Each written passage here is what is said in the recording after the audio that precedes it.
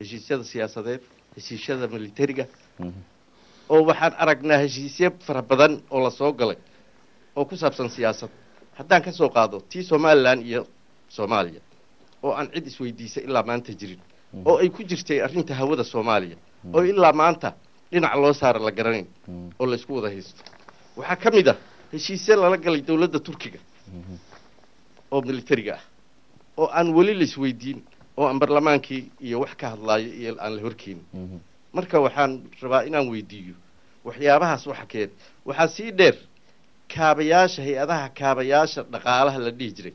waxaan ku ogaa dastuurka inuu leeyahay marka la magacaabo waa in la keenaa barlamaanka wali ma arag qof la magacaabay oo la keenayo barlamaanka ma garan taa waxa loo iloobay waxa jiray gudiyo dastuuri ah oo jiray oo uu kamid yahay gudiga shaqaalaha gudiga dib u heshiisiinta qaranka xaggee ka baxeen ma la baabi'iyay ayagoo magacooda lahayd ma maqlo waxaa socda dib u heshiisiino waxaa socda shirar wax ay ka qayb galaan lama hayo waxaa la qoraa dad waxaan arkaynaa diyaarado sii socdo soo socdo diblomaasiyiin cusub ah waxbarasho loo geynayo South Africa iyo Suudaan la leeyahay gudiga shaqaalaha ma soo marin oo barlamaanka ma ka warhayaa mise gudiga shaqaalaha waa hal nin oo meel fadhiyo waraaqaha u saxiixa taana waa iga su'aal waxa kaloon rabaa inaan weydiiyo waxaad moodaa tayada barlamaanka xildhibaanada in barlamaanka maanta jiro ka tayaroon yahay kii kumeel gaarka balse kii kumeel gaarka ahaa uu idinkaga dhiiranaa wax badan oo dawladda la xisaabtankeeda waa mahadsantahay aad u mahadsantahay ay su'aashaada Cabdi بسم الله الرحمن الرحيم waxaan jecelahay marka hore inaan His Excellency xildhibaan Professor Maxamed Umar Dalxa ugu hambaliyeeyo in qaybaha bulshada Soomaalida uu xaqiiqada caawa u soo bandhigo iyo dareenka aan qabno ee ah la xisaabtan dhab ah oo dawladda Soomaalida dhinaceeda waxaan jecelahay inaan in yar oo qiil samaysasho ah aan hadalkayga ka hormariyo caawinno oo iga ogolaado maadaama axmeday uu ka hadlay ujeedada aan u hadlaynaa ay tahay inaan shacbiga Soomaaliyeed yani wakiilo la doortaa tihiin annaguna waxaan nahay wakiilo banaanka ka jooga shacbiga Soomaaliyeed afkoodana ku hadlay qalinkan ku dooda qaa'inkan la diriraa dan yartaan la deris ahay doqonka iyo damanahan danta guud u sheegaa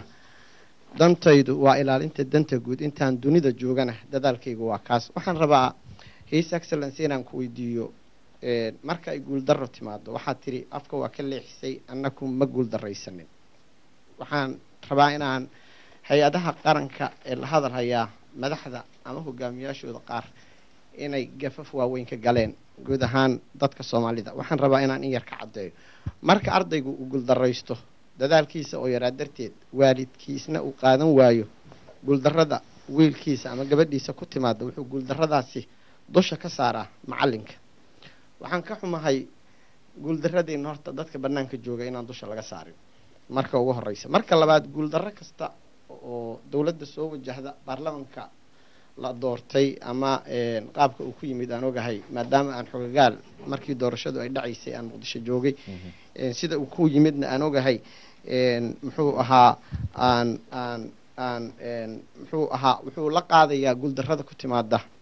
howlwadeennada dawladda sida dhinaca fulinta waxaan aad ula yaabay waxa aad caawa ka leedahay ula yaabay hadal hore oo madaxweynuhu jeediyey oo ahaa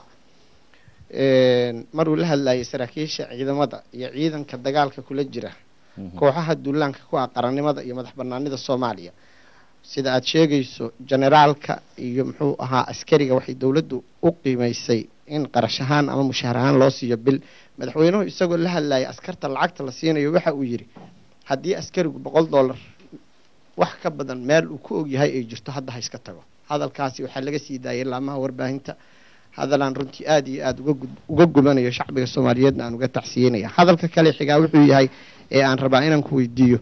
suurtagalnimada sida aad shacbiga Soomaaliyeed ugu qancinaysaan ra'iisul wasaaraha mar uu hadlayay waxa uu sheegay 2.4 billion sanadkii uu ahaa ra'iisul wasaaraha xukuumadda Soomaaliya ee maanta jirta in xukuumaddiisu ay shacbiga Soomaaliyeed u suurtagelisay inay canshuurhaan usoo gasho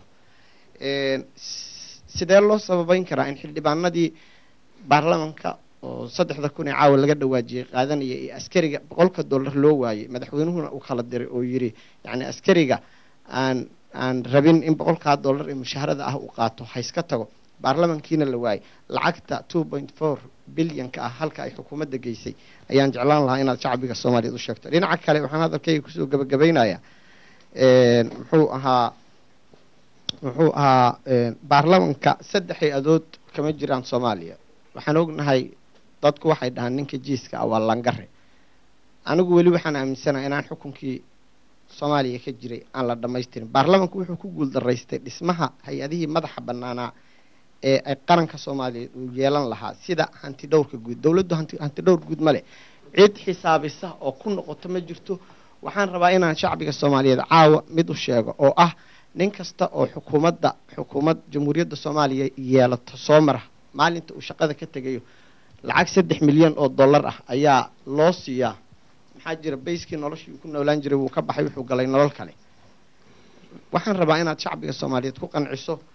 doorkiinii ahaa dhinaca sharciga hanti dhowr ma jiro hantida halkii dawladdu ay mashquul ku noqon lahayd yani waxaan la yaabanahay sababta baarlamaanku uu xukuumaddu uga sugayay haddii xukuumaddu ay ku guuldareysatay baarlamaanka ma la wadaagayaa guuldarrada iyo musiibada ay horseedka shacbiga Soomaaliyeed ugu noqonayso xukuumadda hadda ka jirta Soomaaliya ee ah halkii ay mashquul ku noqon lahayd hantida la kala haysto inay dadka u kala qaado waxay mashquul ku noqotay burburinta guryaha xaafadaha ku yaala uu ogyahay waxa maamulka gobolka Banaadir oo kale uu ka wado magaalada Muqdisho ee ah in la burburiyo guryaha mitirka banaanka u soo baxay halkii xukuumaddu aan ognahay dad haysta dokumentiyo bulletin officialihii ka soo bixi jiray Soomaaliya ku qoran loo diiday guryahoodii banaankana ay caawa ka joogaan shacbiga Soomaaliyeed waxay la tahay haddii aad naga rumaysanaysaan ballanqaadkeenu waa inaan u adeegno diidno in dulmi la falo raalli kuma nihin 3,000 ma qaadano $100 ma qaadano shacbiga Soomaaliyeed waxay wax badan laamaha warbaahinta ka sheegeen contribution ah $5 inay askariga ku bixin uma baahna shacbiga inay contribution dawladdu waxay ku guuldareysatay horaan u sheegay oo aan hadalkayga uga baxayaa professor Maxamed Cumar Dalxa dawladdu waxay afayeen u noqotay wuxuu sheegay muddadii uu hadlayay in ay jiraan in Soomaaliya afduub in lagu haysto in kooxo dhinaca dhaqaalaha ah tijaarul harbi inay ku haystaan kooxahaas ayay dawladdu u noqdeen afayeen ha laga qaado cunaqabataynta halkii dawladdu ay furi lahayd baarlamanka haddii dawladdu ku guuldareysatay baarlamanka uu abuuri lahaa baan inuu u jeediyo dawladda dhismaha baan dhexe oo Soomaalida qoysaskoodu ay gudaha ku nool yihiin loo mariyo dawladduna ay ka soo galaan canshuuro dalka dib loogu dhiso nasiib darro weyn ayaa idin haysata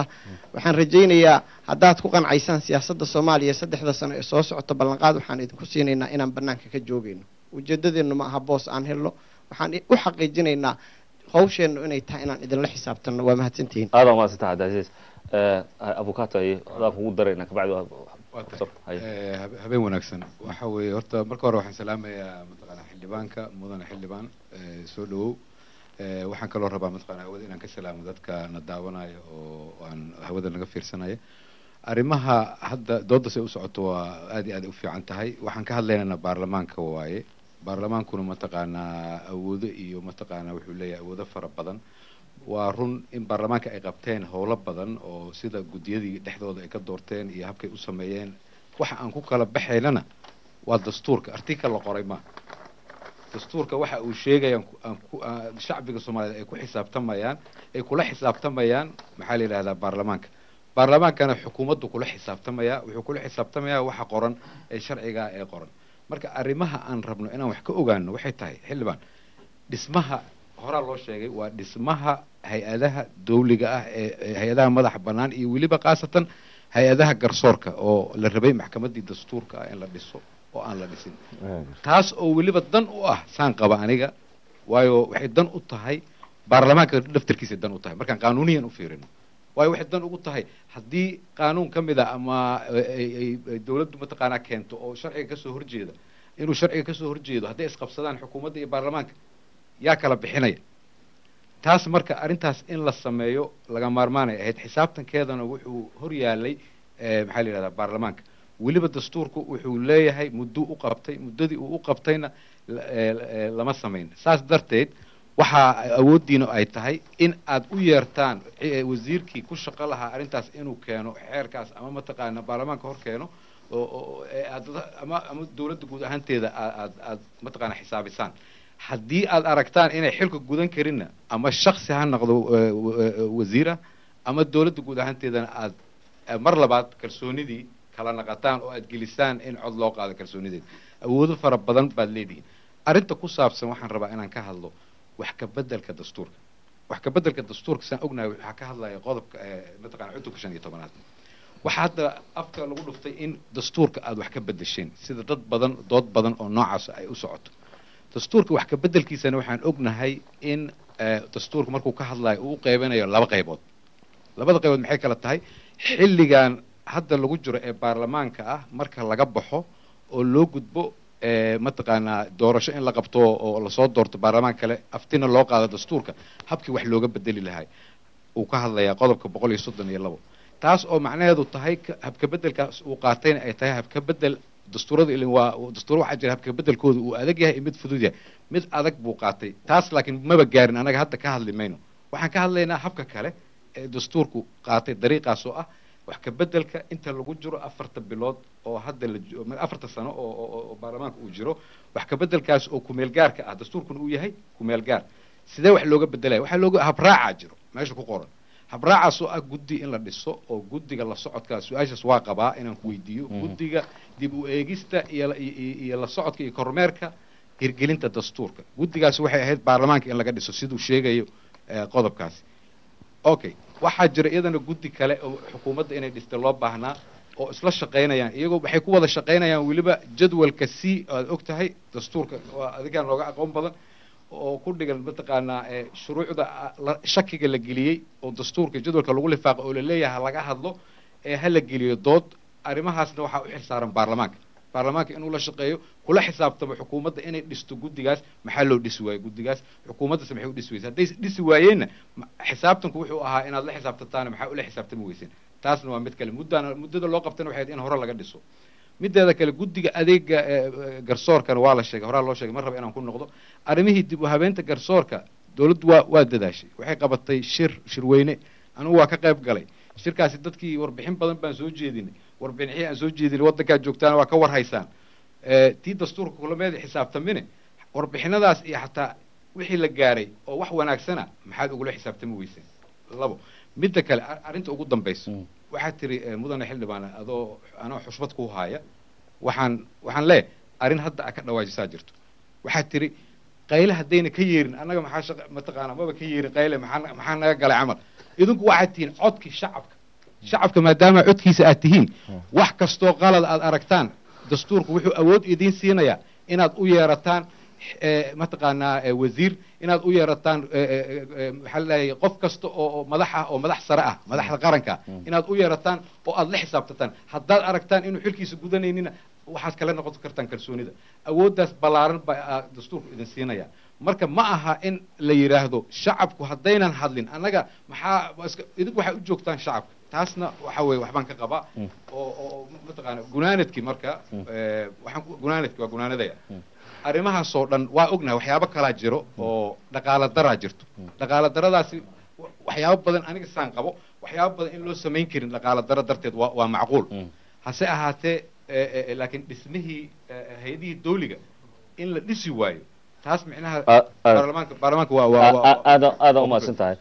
waa idin siin doonaa saddexda qofood waa kala xerxeraynaa axmediya ugu horreeyay su-aalihiisa heshiisyada iyo axmediya aan ku hormaraynaa kadibna cabdicasiis kadibna abukaata cabdikariim waa baahay warka qaarna ma aragtay waa haddii incase su-aalaha qaarkood aan jawaabta aanan helin waxa waaye waa wixii baa maarta xogaya walaalkii axmedi waa mahadsan yahay arrintii heshiisyada baarlamaanka horta waa wuu ammaanay soomaalida waxay tidhahdaa laashaa wiilka ay dhashay aabihiis uu egyahay markii la yidhahdo waa dhigtaada raaxadeeda anaga xukuumaddu haddii baarlamaanka waa fiican la yirahdo madaxweynaha xataa dhigtiisa raaxdeeda way markay madaxweynaha baarlamaanka ayaga keenay anaga waxa hadduu walaalkeena horta ereyga waa ku mahadsan yahay inta kale qaliil un baa bariyaan iska socotay arrimaha uu ka dhawaajiyey wax waa ka jiraan oo marka aad fiirisid qaabkii shaqada loo baahnaa marka guddiyada loo fiiriyo inay sidii nidaamkii loo baahnaa inay ku shaqeeyaan xukuumaddana shaqadaasi ay la wado ma yani ma dhahayo ma aragtay arrintaasi way toosan tahay dhihi maayo waxbaa meesha khaldan meesha uu soo qaatay matalan guddiga dib u heshiisiinta guddiga dib u heshiisiinta waa guddi madax bannaan annaga qaynuuniyan goonigiisa loo ansixiyey la waafajiyey sharciga iyo xeerka ee qorayo in guddiyo in la sameeyo guddi noocaasa guddidii libuu ka mid yahay power sharingkii xataa ayaa la waafajiyey way ahayd meesha ayada xukuumaddu ay ka gelayso marmarka qaar waan idinka hadda waxaa waaye dad soomaaliyeed wada hadalkoodii ayaa laba dowladoodoo kale maxay ma aragtay heshiisyadaasi loo keeni waayey maxaa loo dhexgeli waayey ya waxaan ka jeclaan lahaa meesha walaalkay axmedi uu ka bilaabay inay noqoto su-aashu guddigii dib u heshiisiinta haddii ay isku dagaaleen ama ay isku haystaan ama wax un dad soomaaliyeed dhexdooda ay yaalaan guddigii loogu talagalay inuu dadkii heshiisiye u dhex dhigo sharcigeena sida uu leeyahayna sida ay ahayd maxaa hawshiisa loogu diri waayey haddii loo diri waayeyna maxaa caqabad oo ka hor yimid yaase markaasi mas-uuliyaddaa qaaday haddii xataa hawshooda inta la baniday dad kale la dirsaday oo la farsamaystay oo ayaga la yiri aada guddigii shaqada u lahaa waa arrin khaldan oo aniga aan ku raacsanahay baarlamaankana ma dhiirigelinayo sababtoo ah haddii maanta hawshii la kala lahaa haddii wasiirkii caafimaadka ayadoo arrimo dhibaato gobol ay ka jirto caafimaad haddii loo diro wasiirka maaragtay gaadiidka cirka iyo dhulka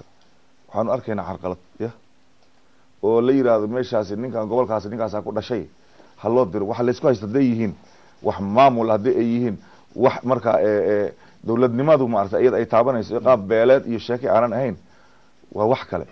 laakiin hadday shaqo wax beesha taallo iyo wax nabadgelyo hadba wasaarad ama hay-ad ama guddi sidii loogu talagalay way ahayd inay aadaan guddiga dib u heshiisiinta ilaa ay hadda lama tixgeliyo waa ku raacsanahay laa jubbalandanan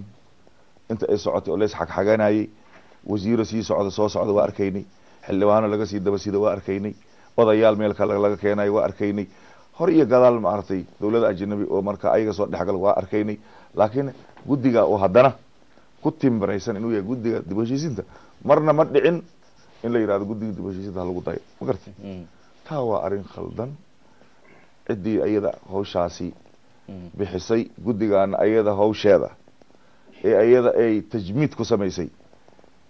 annaga sida aan ku sheegay qayla kama yeeri markan aan leeyahay askariga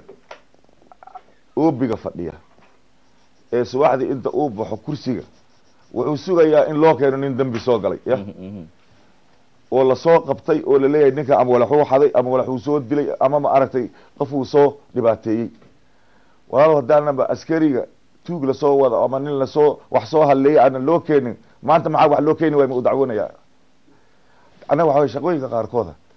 annaga waxaa laga rabaa dhibaatada aad sheegaysid cidda ay haysato qaab dastuuri iyo nidaam baan ku shaqayna ayaan sheegnay anaga guddiga hay-ad qarameed nidaam baarlamaan u ansixiyey waay waxay ku taagan tahay sharci inay yidhahdaan shaqadii annaga aan lahayn prime ministerka ay shaqadii annaga aan lahayn madaxtooyada ayay ka socon la-dahay shaqadii annaga aan lahayn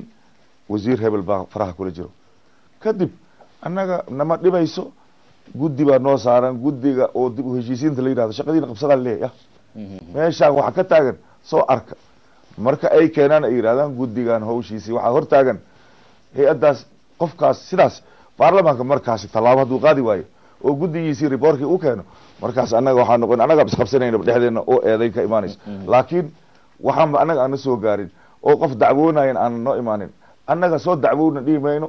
adiga ninkaasi hala soo dacweeyena ma lihin maxaad usoo dacwoon weysan dhegmayna shaqadayda kale ayaan wadanaynaa ilaa na looga soo dacwoodo aada umaasanta arrinta cabdicasiis weydiye auditka saaxiibkayga doctorka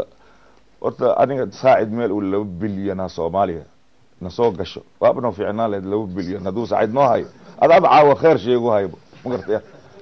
annaga meesha dakhli 2 bilyan meel ka soo galo bishii dawladda annaga ma hayno dekada ay airport ya saa u joogtid haddii caawa anaga tigidkii aan ku soo aadi lahaa London ee ummadda Soomaaliyeed shaqo ayada ama shir muhiim ah looga hadlayo qadiyadeeda waxaa laga yaabaa permanent secretary hadduu wasiirka xataa maaliyadda uu isoo saxiixo prime ministerka uu isoo saxiixo guddoomiyaha baarlamaanka shaqada anigu ii diraya si uu og yahay isoo saxiixo markaan hor imaado gabadha permanent secretary Aamina ayaa la yiraahdaa inay tiraahdo maxamed oo miyaadan ogeyn in bad xiriirkii lagu jiro bad xiriirkii labadan beri aan dekadii shilinka imaanaynin walaalo isdabar markii adiga ma aragtay ee badda ay furanto xogaaga markaas un haddii ilaah yiraahdo tigidkaada qan sheegato markaas soo qoro markaas aan ku fiirinaynaa marka waxa waaye adiga 2 bilyan iyo baraab sheego haysaa iyo wax kale ma gartay ma jirto annaga waxa waaye sideed anaga rumors kuma shaqeynayno waxaan hay'ad sharci ah annaga idaacad iyo waa la yiri iyo monitoring group tiri iyo ma gartay halkaas IMF tiri iyo annaga waxa itus itaabsi way ma gartay annaga waxaan rabnaa waxa ma bixinaysaa hadda mugdi ku dhigay mugdiga ka doono laakiin annaga waxaan aragnaa ayaa waxaan leenahay waxaasi ummadda Soomaaliyeed halkaas lagu bixiyay xaggaas lagu kala saxiixday lacagtaasi waa la soo shubay dad guddi maaliyadda jir baarlamaanka waa aaday wax xisaabtamaya waxaad ka dhawaajisay waxaad tiri anta dhowr guud حتى لما مقعابين حقا انت دور جود قرن ولا مقعابي عبد الله يوسف حلقيسي على مقعابي الا ادو شقينا يا شيخ عمر اللي يرادا ويلي برير بولي بردوه مثلا marka xog ma haysi magartay ninki ku yiri hadii loo qaran ma jiro nin meel aan wax maxamed xataa aan tagin way wiligiis magartay wadaadkaasi wiliba waxa way ku sheegaya hadda adiga aad baxdid halo hada tiraadid saxafi ayuu halo ka soo dhahay marka horta waxa waaye ma jiro iyo waa jira yana ku min hay'adda jirtaya xafiiskiisana wuxuu ku yaala harka iyo saamaxaya arinta sharciyada la bedelay qodobada la bedelay ee baarlamaanka awood sharci qodob wuxuu leeyahay midka kaliya awood u leh inuu sharci bedelo qodob wax ka bedelo wax uu ku daro ma garataya ma garatay shaqadiis amendment uu sameyn karaa qodobka dhan uu tuuri karaa ma garatay wuxuu baarlamaanka awoodda la siiyey ay ka mid tahay qodobada qaarkooda cod hal dheeri buu ayuu ku bedeli karaa qaar 2/3 ma garatay ayuu ku bedeli karaa wixiisi waa u qoran yihiin qodobada iskuma jiraan kii u baahan 3 meelood laba hadday nagu timaadaan wadadaasi ayaan u maraynaa ayaan ku bedeli karnaa haddii oo ma aragtay ay timaadane mid un hal cod dheeri nooga baahanne halkaasaan ugu bedelaynaa annaga laa tabdiila likalimaati illaahi ma aha dad baa sameeyey haddaan u aragno inaan dan ugu jirin ummadda Soomaaliyeed waa tuuraynaa sharci baan siinaya mana dhayna aday dan ugu jirtaa ninkan u dhaaf ma gartay maxaa kamid ah hal qodob sheeg waayey hal qodob aan bedelnay oo annaga dhibaato ummadda hadda sheeg hal qodob looma baahna inaad tiraadid waxba la bedelaa ma waa bedelayna ma shaqadayna waa qodobkaasi sharci daro way qaabka u bedelantay waa khaldan yahay bedelay la iskuma diidano qodobkee la bedelay qodobka ku saabsan uu ka dhawaajinayo oo marka ay fulin waayaan hawshooda gudan hawshooda ay gudan waayaan hal qodob ma maamuladii degmooyinka hala dhisa la yiri aan diidnay oo aan bedelnay maamul lama dhisay ma aan saxinay ma qofkii wax oo halay yalla xirin ma waxaan ula qodob ii sheeg ma tabaad waxa lagu wareeriyay alla yiri alla laha qodobkaas adiga waxa taa xildhibaan baarlamaanka ka tirsan markaan ku weydiiyo oo ku iraado anu ma ku dhig qodobado la bedelay shaqadeedii baa waxa leedahay sida lagu bedelay habka lagu bedelaa qaldan baan iri sheekay maxay ku qaldan tahay waxay ku qaldan tahay cutubka shanaada ka hadlaya wax ka bedelka dastuurka qodobka 133 aqriyo waxaad fiirisaa mataqaana heerarka waa yaala dastuurka waa haynaa habka loo bedelayo baarlamaanka uu raacayo hala afriyo waxaan ka rabaa qodob hebel baad inaa i tirahdid qodobka waxaa meel uga dhacday 133 134 qodobkaasi muxuu qoray muxuu sheegay wuxuu qoray haddii wax laga bedelayo dastuurka in la sameeyo guddiga baarlamaanka laga dhiso guddiga dib u eegidda dastuurka mataqaana kormeerka ee la socodka inay iyaga dhistaan dhinaca kalena in xukuumadda ay samayso guddi kale oo la yiraahdo dib u eegidda dastuurka oo isaguna ah hirgelinaya dastuurka oo ka kooban wareer dadkii dhisla lahaan annaga way dadkii diid lahaan annaga way hadda waxa way diyaar uma nihin nugubna khasbaysid shaqadeeda waxa adiga waxa ka rabaa inaad tirahdid isla shaqeeya raalli dadka waxaan jeclaan lahaa walaalkii labadeen murmayno aan ku qanciyo jikar qadamayn non jikar ani waxaan ku sheegay article-ka adiga aad leedahay baarlamaanka wuu ku xadgudbay waxaan ka rabaa inaad tirahdid qodobka saas hadda boqolaad sheegaysa soddon sheega aniga dartid dadka boqol maxay ka yaqaanin sheeg qodobkaas inuu boqol hadal miya aada umahadsantihiin haye sharif cabaas su-aashaada sharifse haye dhakhtarka waa mahadsantihiin dhakhtarka haye baro sharif cabaas haye aada umahadsantihiin way fiican tahay dooda aada umahadsantahay sharif haye aad umahadsan tahay sida qaabka fiican aad u daadihinaysid doodan xildhibaankan professor dalxan runtii waxaan doonayaa inaan ugu mahadnaqo qaabkaasna macnaha dooda uu daadihinayo iyo xikmadda iyo qadarinta ay leedahay iyo sabirka uu leeyahay si ugu jawaabo dooda qaarkood professor maxamed cabdi cumarne waa ku mahadsan yahay oo stimulation ku sameeyey dooda xikmad iyo isna maxaan ku leeyahay aqoonba ku saleynayo inkastoo xagga journaalada wax ka akhriya liidan yahay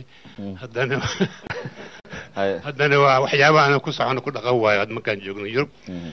anigu laba arrimood baan doonayay inaan ka dhawaajiyo mid oo ah ra'yi ku biirid iyo waan doonaya oo laba paragraph af Ingiriis aan ku sheego laakiin haddii se waqti noo saamaxa waay haddii kalena aan u gudbo su'aalaha saddex su'aaladood aan isleeyahay oo si toos ah isleeyahay professorkan weydiiyo waxaa ka mid tahay waxaa ka mid yihiin su-aasha koowaad sidee loo soo afjari karaa farqiga ballaaran oo u dhexeeya shacabka iyo xukuumadda si loo helo kalsooni iyo aaminaad su-aasha labaad waxay maxaa oo kale la samayn karaa oon hore loo tijaabinin si loo badbaadiyo iyo in dib loo soo dhiso qaran ciladaysan ama fashilmay soomaalida keliya ma aha waddanka ku dhacay musiibada qabatay hase haatee waan ognahay waxaa ka mid a afghanistan waxaa ka mid a ciraaq waxaa ka mid a bosnia waxaa ka mid a nepal iyo kuwa fara badan haddana dadaal ayaa socota meel walba in dib loo soo celiyo nidaamka ka jiray waddamadaasi marka niyad jab keliya ayaan u qaadanay waxa dhacaya waddanka ummaddan baa arrimahaas haysta laakiin sidee arrimahaas waxa uu qabanaa shakhsi ahaan group ahaan koox ahaan u qayb galnaa dhismaha dawladdaas burbursan aan ugu qayb galnayn sidaas in loo arka ayaan u arkayaa dooda dhinaca waddanka iyo dawladda la cambaareeyo oo aysan waxba qabanin hase haatee kolleyba waxaa mudan in la carabaabo daraasado fara badan oo hore lagu sameeyey inay jiraan haddana waaqic ah in boqolkiiba konton waddamada kasoo baxa iska hor imaadyada iyo dagaalada inay dib ugu laabasho ku timaado colaado iyo isku hor imaado 7 sano gudahood si kastaba ahaatee nidaamka caalamiga waa ku fiilgaroobay ku guuldaraystay soo dejin khitad iyo hab saliim ah oo looga baxo noqoshadaasi hase haatee waxaa jirta 20 sano dambe lasoo dhaafay in africa gudaheed lagu kharaj gareeyey lacag gaaraysa 300 bilyan haddana qaaradda weli ay ku faafsan tahay nidaam daro iyo isxagxagaysho oo ciladaysan iyo burbursan 2 milyan dadkeedana sanadkii u dhintaan aidiska cudurrada 3,000 oo caruurna maalin walba u dhintaan malaria iyo in ka badan 40 milyan aysan haysanin waxbarasho su-aasha saddexaad oo tii ugu dambaysay ah waa maxay cabirka loo qaadan karo waxqabashada iyo guulasha dawladda sheeganayso haddaan nahay shacabka aan ku ogaan karno waad mahadsantahay aada umahadsan tahay maxamed haye thank you bismi llahi raxmaan raxiim mar labaad waxaan ku wada faraxsannahay inaan walaalkeen professor dalxa aan kusoo dhaweyno tvga universal iyo dad wadaag uu hogaaminayo walaalkeen cawil waxaan rabaa horta in habeen dhaweed waxaan ku sameynay xaflad aad u ballaaran ood moodo in fanaaniin waaweyn jaaliyadii oon kala maqnayn farxad ay ahayd qosol ay jirtay caawa waxaa moodaa in jaaliyadda dhanka kale dhankeeda markan oo kale lagu tusayo oo yacni dood constructive ah oo yacni cilmiyeysan intellectually lagula hadlayo marka hadda reer u k marna waxay leeyihiin wanaagga aad arkaysa habeen dhaweyd marna hadda waxay leeyihin hadda wanaagga aad ujeedid marka ka guddoomiye ahaan waxaan kusoo dhaweynaynaa aan ujeeda aan ku faraxsanahay dad intellectual ah oo maarkino aqoon-yahana maanta inaad la kulanto aad ag fadhiso yani si construction ayagoo marka wadankii waxaan arkayay in walaalkay maxamed deeq markaad ka hadlaysay arrimihii badda ama viruska ama aad taabanaysay waxyaabaha soomaaliya runtii cudurrada xataa annaga aan aqoon waddankeena xataa laga helay ay kausgareeyeen in runtii asagoo dhaggaada ahay uu haddana kutusayey support yani runtii sabcinayay yani ka muuqatay qiiro ah yani in uu ka xun yahay yani waxyaabaha waddankeena lagu sameeyo but at same times waxaan rabaa marka hore inaan mahad u celiyo fursadan iyada ah aad u heshay inaad mar kale aqoon-yahankii saad ku bilawdaba hadalkaadii reer u k inaad hor fadhiisato madaxweynahana soo hor fadhiistay hadda jooga xasan sheekh maxamuud waxaana soo hor fadhiistay sheekh shariif waxaan sugaynaa insha allah bidn illahi kariim ra-isul wasaare cabdiweliyaana soo maray farmaajaana soo maray waxaan filaynaa haddana in ra-isul wasaare hadda saacidna insaanoo kale hadduu na soo hor fadhiisto asagana roolka markaas dawladda uu ku leeyahay miisaankiisa aan iyadan waqtigeeda aan la sugno reer u k marka waa dad diyaar u ah always in ay dawladda gacan ka geystaan halkanna waa meesha soomaali mediaha ay leedahay laga xukumo dhaqaalaheeda laga xukumo waxna laga gedi karo waxna lagu hagaaji karo marka caawa waxaad la hor fadhisaa dhankii maarkano dood ahayd soo cawil borken ku bilaabay waxaan rabaa marka hore inaan ka mahad celiyo professor jawaari leadershipnimada uu ka muujiyey xilliga uu waddanka u hayay yani hoggaanka u hayay xildhibaannimada soomaaliyeed sababtoo ah waxaan annaga markhaati furaynaa in uu rool cad oo la taaban karo oo taariikhi ah uu sameeyey kadib markuu si wanaagsan uu xilkiisa u gutay waxaan annaga aqoon jirnay dowladihii ku meel gaarka ahay sanad gudahood in motion la keeno ra-iisul wasaare la tuuro ra-iisul wasaare kale la keeno yacni wanaaggaas saddexda mas-uul ee sare ka dhexaysa qofka tiirka u ah backbone inuu asaga yahay ayaa markhaati furaya I think my colleagues way ugu raacsan yihiin waldan baan idin leenahay in ay taasi ay tahay waxaan ku faanaa su-aasheeda markaan usoo noqdo waxaad ka dhawaajisay mar aad criticism ku sameynaysay dadka diasporaha ah ee aqoon-yahanka ah in ay always tobanka diaspora ee madaxweyne hadda ka aad ii sheeg golaha wasiirada in ay yihiin diaspora waxaa jira marka dad badan madaxweynaha maraan la kulanay markuu halka yimid aan u sheegnay in dad badan oo diaspora ah ilaa iyo 500 oo qofood oo technicrad ah ee xafiiskanaga ay ka registeraysan yihiin kuwaasoo diyaar u ah si voluntary ah inay waddanka inta u tagaan ka qayb qaataan dhismaha institutionka waddanka ayagoo doonayaan 3 bilood ayagoo doonaya inay waddanka ka qayb qaataan marka dowladdaada iyo adiga maxaad aad jeceshiin haddaad u barateen marka diaspora doonaya inay laptop ama maarkino USB qaataan oo ay project la tagaan dowladda xilka raadiyaan kuwaas sideed u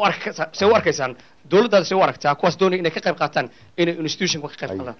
secondly waxaa la socotaa arrimaha dhaqaalaha arrinta dhaqaalaha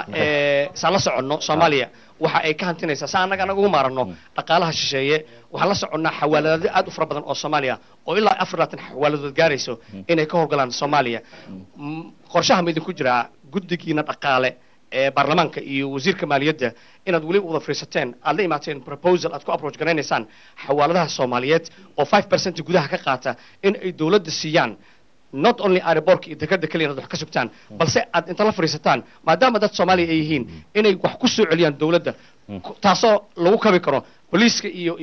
ciidamada wasaaradda gaashaandhigga waa ka aad u mahadsan tahay maxamed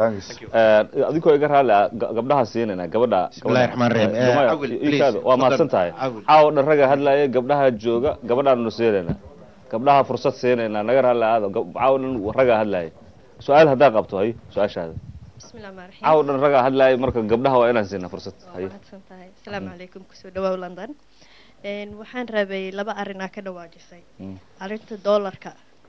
dowladda may ku fikirtay inay lacag cusub samaysato lacagta horena ee gadaal u celiso tan labaadna askarta waxaa dhahday isku dhaqaalo ma qaadano annaga waxaan ugu baxaan 3,000 waxa waaye hoteelada iyo maxaan iigu kalifaa inaad hotel degnaataan maa guryo ijaarataan thank you aada u mahadsan tahay su-aalaha saaxiibada ku weydiiyeen hadda qaarkood la soo jeediyey oo su-aalihii ugu muhiimsanaa shariif cabaas dhakhtarka oo ka mid ahaa oo dhibaatooyinka taagan iyo sida xiriirka dadweynaha iyo xukuumadda la isugu xiri karo sida ugu macquulsan iyo sida qaranka nadiifa dhibaatooyinka loo iyo sida ugu suuragalsano dowladdan maadaama dhibaatooyinka hadda ay jireen see loo aaminkan karaa haye jawaabaha shariif shariif cabaas doctorka waa runtii waa mahadsan yahay talooyinkiisa ama waxay u dhacaysay doodiisa yani maxaa la dhihi jiray hoga tusaaleyn ya haye taas wadanka marka sida hadda isagaba uu ka dhawaajiyay qof kastana hadda uu noo wada ogyahay annaga qaran burburay dhisidiisa wadadeen u mari karnaa ayaa su-aashaas oo dhan keentay ayaa keentay oo isagana uu ka maartay bartiiriyey marka waxa waaye waa run haddii wadankii markii horena aan ka dhawaajinay sababtu uu la burburay gacanteen aan ku burburino wadiiqa kasta ha loo maro laakiin marka aan dhammaan meel inta aan annaga isu geynay caqliga noo soo baxay wuxuu ahaa ujeeddada loo burburiyey wadankaasi inay ahayd khuda yani istraatiijiyad quuribaa maaragtay loona adeegsaday dad ilaahay xaalkooda og yahay gadaal u raaci mayno hadda waxay taagan tahay sidee waa maaragtay wadankaas oo kale hadda sideen dib iskugu kabkabi karnaa soomaalida waxay tidahdaa horta mayd ninkiisa ayaa mara saarto ma gartaya war ninkii hebel waa dhintay marka hore saxara marada ninka dadka uga xiga inuu soo qaado ninkaa uu daboolo ma gartaya cid kale adiga kama sugaysa inuu kuu daboolo ma garta horta ya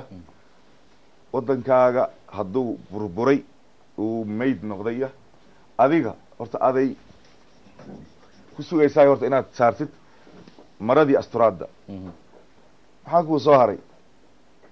soomaalida waxay tira hadduu cadowgaaga bato caqligaagaa la kulmiyaa ma gartaya wadankii waa loo heshiiyey waa burburay wax kasta annaga gacanteenna qayb ha ku lahaato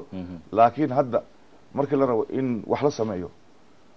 waa in loo midoobaa si soomaalinimo ayadoo aanan hebel iyo hiblaayo iyo lasdhihin haddiiba wadanka aan mid noo wada dhexeeyo aan wada leenaha ay tahay nin walba meeshuu ka joogo khasab maa inuu ama xildhibaan u noqdo ama inuu madaxweyne noqdo ama inuu prime minister noqdo ama inuu guddoomiye baarlamaan u noqdo nin kastoo muwaadin soomaaliyeed ayaa wadankaasi ayuu sugayaa meeshuu ka badbaadin karo wuxuu ka qaban karo inuu kaalintiisa uu ka galo annaga waxaa laga yaabaa in aan qayb ku leenahay laakiin maaha wadanka oo dhan wixii dhaqaaqayo in laga sugo dawladda saaxiibkayga waa daayo runtii markii uu lahaa 2 milyan iyo bar iyo intaasaa la sii kan iyo kan oo annaga aan ka jawaabaynay iyo waxyaabo fara badan oo aan dawladdiiba capacitygeedii dhaqaale aanan gacanta ku haynin iyo wakti aanan la gaarin hordhaciisa oo aanan laysku fiirinin su-aalaha qaar ay ka dhalanayeen waxaan rabay marka maxaad ku maaragtay arrintaasi justifikarinsa la lahaa horta aniga haddaa ay tirahdid maxaa jubbada dhexe oo kale hadda wax uga qaban weyday maxaa wax ka qabtaa aniga maba joogiyo horta waxa gacanteyda ku jiraan wax ka qaban karaay yani xiliyo oo dawladdaba madaxtooyada aan ku urursaneyn oo baastooladan lagu weerarayay ayaa wuxuu nagu dhaliilayaa maxaa baydha wax uu qaban weyday maxaa kismaayo wax uu qaban maxaa halkaa uu qaban ma gartay waxaan umaynaya in dan xamar saddex xaafadood aan ka joogno saddexdaa xaafadood maxaad waxa uu qaban weyda ninkii yidhaahda waa wax gaar ah markaasi laakiin dadka qaarkood xataa waxa iskaga darsanaya meelaan dawladdiiba xataa aanan weli awoodeedii gaarin maxaad waxa uu qaban weyda inuu xisaabtan ninkii uu ka keenayo horta taa waxaan leeyahay aan gaarno meelaha idinka aad ka xisaabtamaysaan markaasi su-aal naga weydiiya dhaqaalaha kale ee aananba jirin ee aanan oolin ee dawladdana xisaabtanka adag waa ogolnahay laakiin gabadhii wax rag loogu maahmaahmayo Soomaali tiraahdaa ee ninkii odaygeeda ah maalin walba xisaabtan wax dhiibidna aanan jirin masruufna gabadha aanan siinaynin maalin dambe ay tiri ku ana wareey way mataqana keena loo kariyaa bay tiri keena markaad wax keensatay aniga wax i weydii markaas aan karinaya waxna iima dhibid maalin walba waa igu qaylisaa maxaad wax u karin weydi ma cashadii u keeni weydan waxa ma imaadan dhiibin dadkii Soomaaliya ayadoo qaarkood xataa canshuur ogolan inay bixiyaan haddana maxaa wax u dhis weydi waxa adeer warta wax keen wax ku dhis iyo wax adigu la xisaabtanto waxna ma dhiibaysid saaxiibkeen hadda wuxuu nugu canaan halka joogay wuxuu yiri guriyihii la kala haystay dadka u kala celintooda intaad ku mashquulaysaan wadooyinkii mitirkii la soo galay iyo meelihii sharci darrada lagu dhisay intaad burburinaysaan yani marka dadka isku dan maaha ya dadkii waxa waay Soomaalidu waa kala dan ninkii guri laga haysta hadduu ninkan maqli lahaa waa isyeeri lahayn caaw gartaya wuxuu ku leeyahay guri laba qofood kala haysata kala celintooda war maxaa ka xun Soomaalidii haddaan xuquuqdooda loo kala celin wuxuu u yiri asagoo wuxuu yiri inta mitirka la soo baxa lagu mashquul lama dadka guriyooda loo celiyo ma kula celinta may war shay waxaad lahayd dadka Soomaaliyeed cawaan way jardiinooyinkay dhisteen iskoolaadkii bay ku jiraan jaamacadii waxay ka dhigteen hoteelo waxay isku aroosayaan ma aragtay maxaa la dhijira maahidi dawladdii haddii haddana ay tiraahdo wax hagaajiya halkan jardiin bay ahayd inta hantidii qaranka ay ahayd fiiri nin hadda dawladda mas-uul ka ah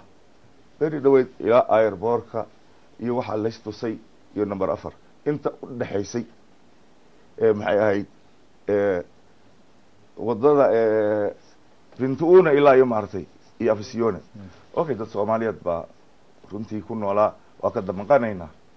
laakiin danta keentay maxay ahayd way magartay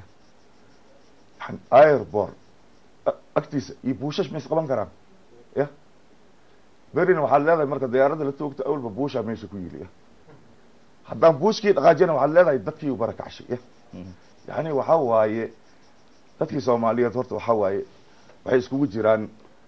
nin waxa kan kala doonay kan kala ay u daran tahay magartay marka ilaa anaga sidaa horta laftarkeena Soomaalida aan codkeena danta ummadda qaranka su'aasha gabadha nin walba dantiisa ayuu dawladda uu ku eedeynaya xisaabtankiisa ay ku xiran tahay su'aasha gabadha oo ku saabsaneed xagga dhaqaalaha xildhibaanada iyo hoteelada lacagta ku baxdaa ama guri u karaysa weysan waa iska su'aal ma taqaan waxa waaye sababtii keentay nin guriga asiga uu lahaa inuu ka seexdo hotel ya waxaan u maleynayaa arrin sahlan ma aha Soomaaliya wax badan bay aragtay annaga waxaa noo diiday waa nabadgelyo xamar meel waliba Soomaaliya heer waxaa la isla gaaray nin 3 dabaq 4 dabaq xamar ku leh haddana caawa meel uu ka seexdo uu la-yahay magartay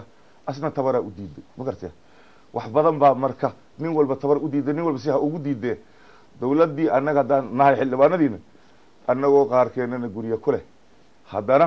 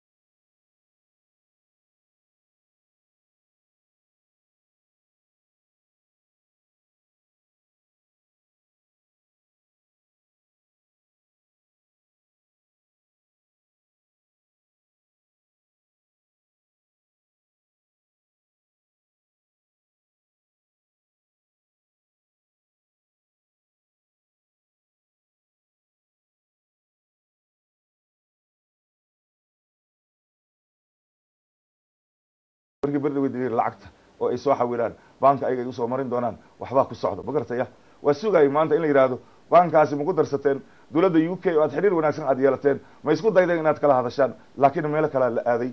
it is not problem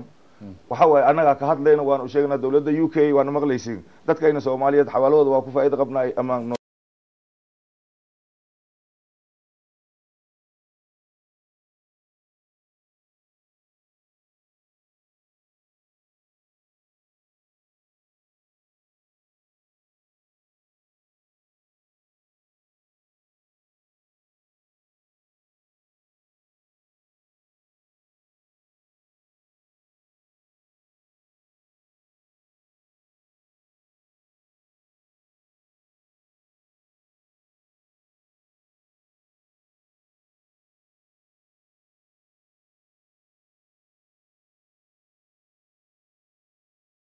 عن الله عليها بس